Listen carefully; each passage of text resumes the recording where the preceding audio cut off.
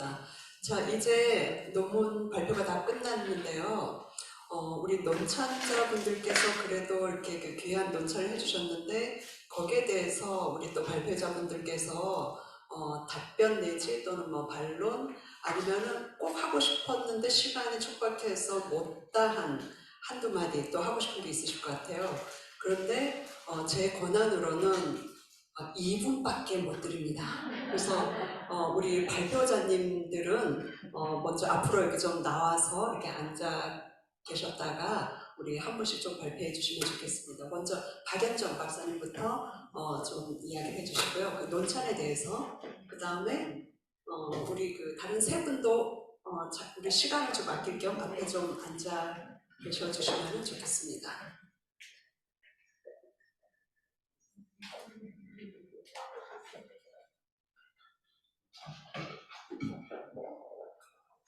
박연정 박사님, 누구?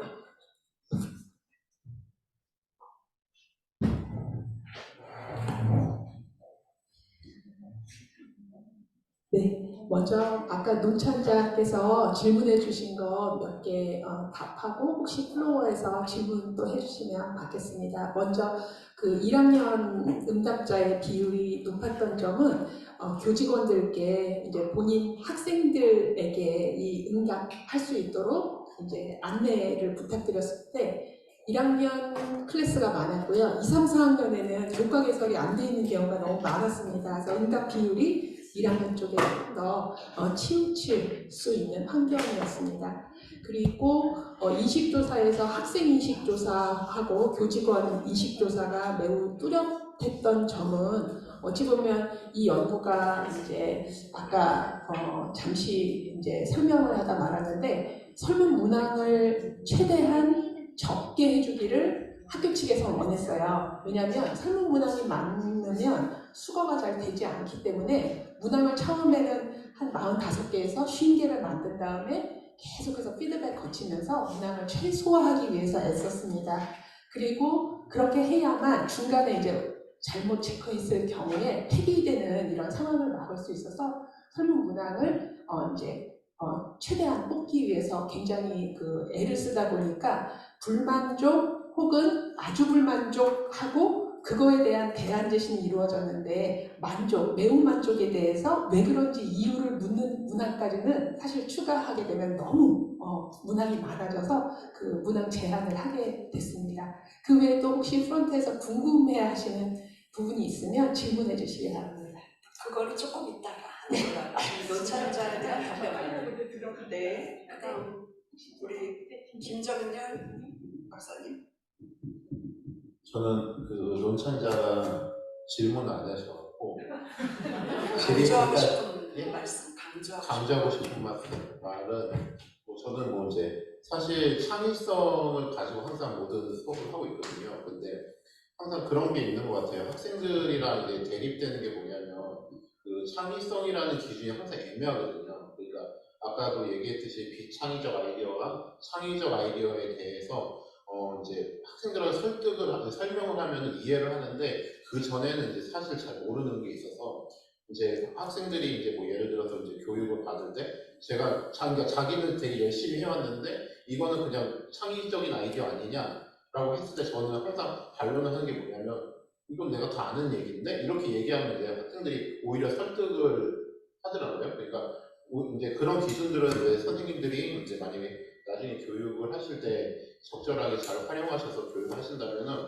학생들이 좀 더 이제 창의성 있는 결과물들을 내도출하는 그런 수업들을 할 수 있을 거라 생각을 하고 또 그런 것들에 있어서 이제 사실 제가 뭐 자유롭게 이제 항상 과제를 제출을 하거나 뭐 발표 형식이라든가 모든 게 자유인데 그런 것들이 이제 사실 저희 학교 같은 경우는 되게 인문학 중심이고 이제 앉아서 공부하는 중심이다 보니까 되게 어려워하더라고요. 근데 그런 교육들이 그렇게 많이 만들어지면 좋지 않을까 하는 생각이 듭니다.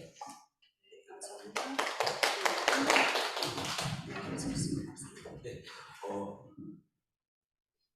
질문이 특별히 없었고요. 다만 이제 이 설문 로 데이터 자체가 만들어진 걸 썼기 때문에 더 그 이후에 연구가 진행되기는 어려워 보이고 제가 있는 단체에서 청소년들의 인식 조사를 조금 더 하려고 합니다. 그 토대로 주에 다시 한번 발표할 수 있도록 하겠습니다. 한국교회가 희망 없다라고 생각하지는 않습니다. 저희 희망은 있다고 믿습니다. 감사합니다. 김일수 박사님.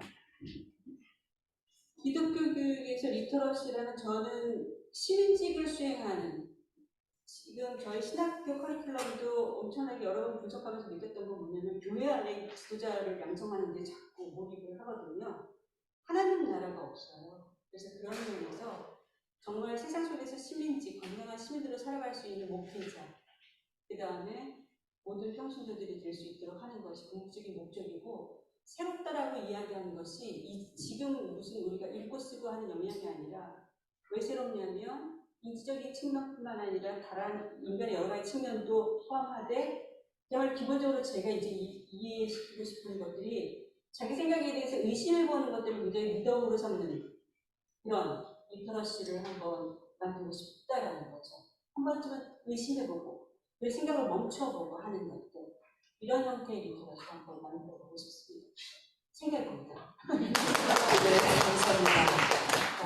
우리 네 분, 그리고 또 네 분, 총 8분 너무 감사했고요. 이제 종합 토론을 하려고 하는데요. 이제 마이크를 우리 손정희 박사님께 넘기도록 하겠습니다. 손정희 박사님은 저희 그 본학회 21대 회장으로서 수고를 해주셨습니다. 예, 반갑습니다. 오늘 저희들이 챗 GPT 이야기와 함께 이런 것들이 기독교 교육의 미래에 어떤 작용을 할 것인가, 그리고 우리가 교수학습 변화에 어떻게 공유할 것인가, 이런 것들을 많이들 이제 고민해 주시고 연구를 해 주셔서 감사합니다. 제가 몇 분 해야 되죠?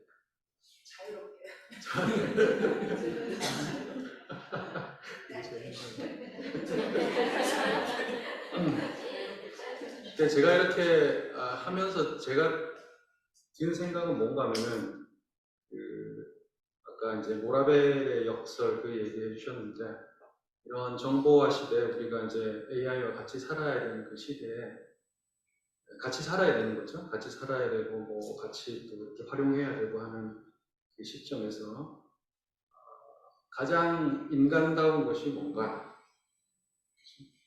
가장 기독교적인 게 뭔가를 조금 더 고민해야 되는, 그것들이 이제 어떻게 우리의 성찰의 과정을 통해서 나올지가 우리 이제 고민인 것 같습니다. 이렇게 얘기하면 사실 뭐 이렇게 그냥 고전으로 돌아가자 이렇게 얘기할 수 있는데, 사실 이제 고전으로 돌아가자는 얘기가 아니고 그런 거를 고민하면서 어떻게 좀 더 고전보다 더 나은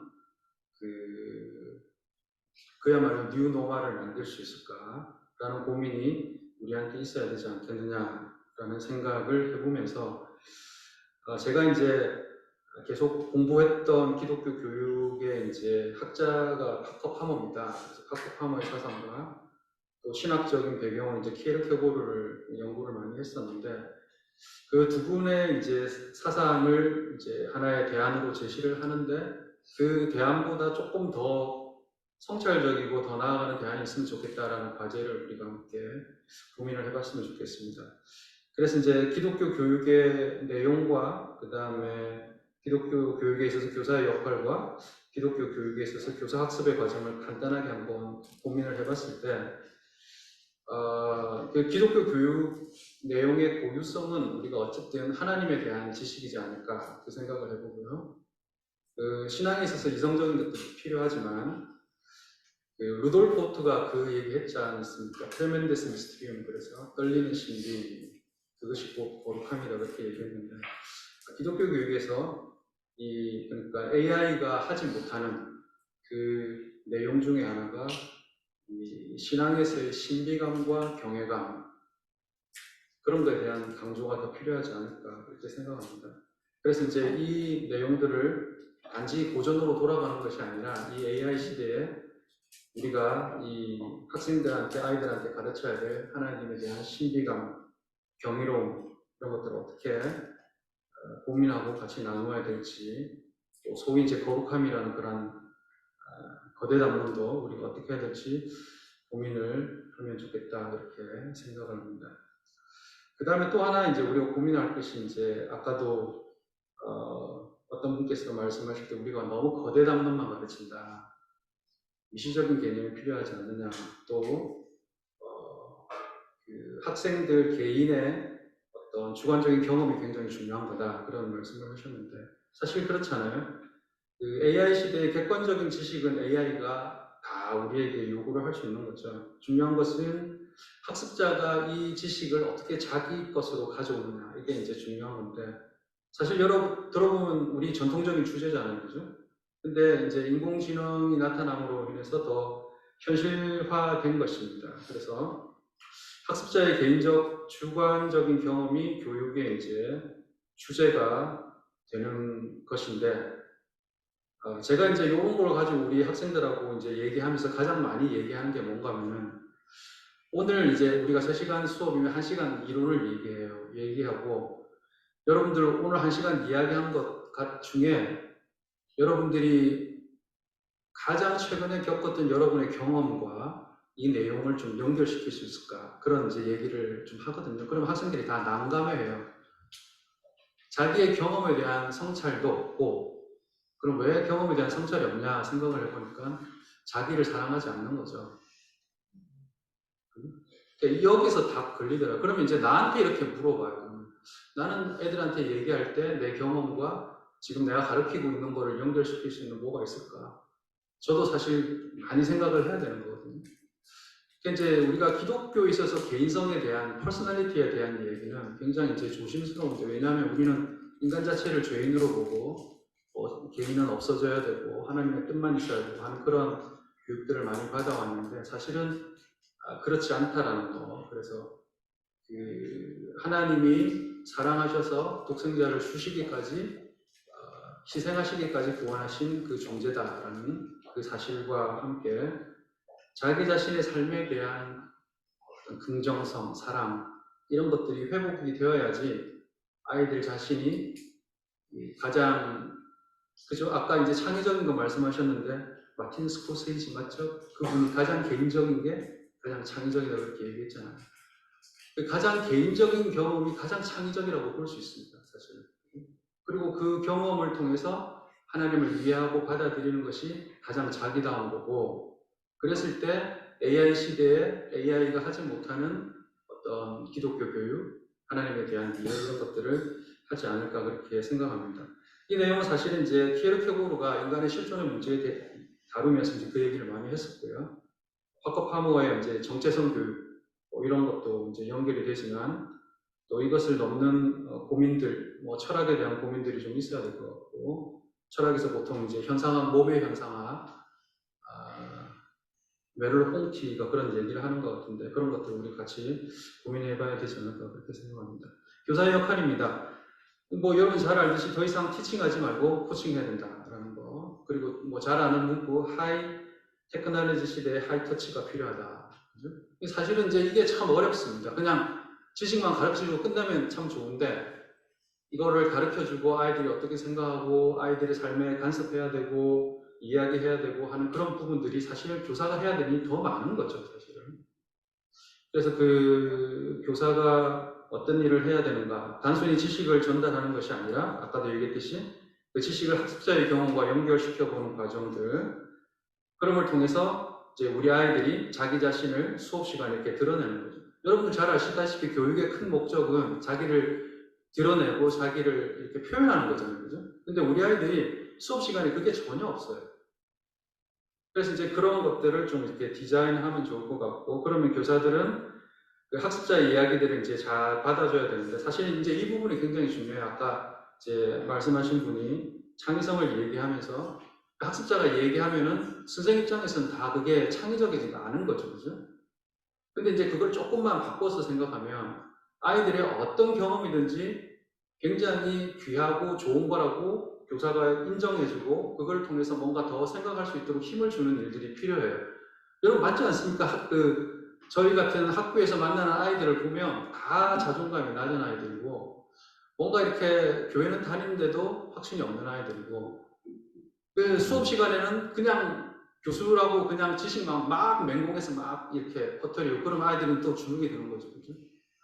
그렇게 되면은 우리가 지금 얘기했던 AI 시대에 진정한 교육을 하지 못한다. 그래서 이제 제가 생각할 때는 그런 부분들을 해야 되고, 그 다음에 아이들이 하는 얘기를 다 적어주면서 그럼 교사는 뭐 하느냐? 이 파커 파머의 얘기예요. 그것들을 의미 있게 연결시켜주고, 니네가 한 얘기들이 이런 연결이 되고 이게 뭐뭐라는 것을 해석을 해줘야 되는 거죠. 그럼 비로소 아이들이 자기 삶이 어떻게 연결이 되고 이론하고 어떻게 연결이 되고 그게 어떻게 해석이 되는가를 배우는 거죠. 그때부터. 그러면서 이제 그런 것들이 경험이 축적이 되면서 아이들도 스스로 자기 자신에 대해서 사랑하게 되고 또 하나님을 얘기하게 되고 가장 창의적인 또 AI가 따라오지 못하는 그러한 교육을 하게 된다라는 게 사실 이제 파머의 얘기인데 또 그 파머의 이야기에 조금 더 성찰해서 우리가 더 나아가야 될 방향이 뭐가 있을까 이런 고민들을 한번 해봤습니다. 그래서 이제 뭐 AI 시대에 같이 살아야 되고 같이 공존해야 되는 이 시대에 우리가 무엇에 더 집중을 해야 되고 그것을 하기 위해서 어떤 고민을 더 해야 될지 고민한다면 한국 교회의 미래는 어둡지만 않다 그렇게 생각을 합니다. 예, 감사합니다.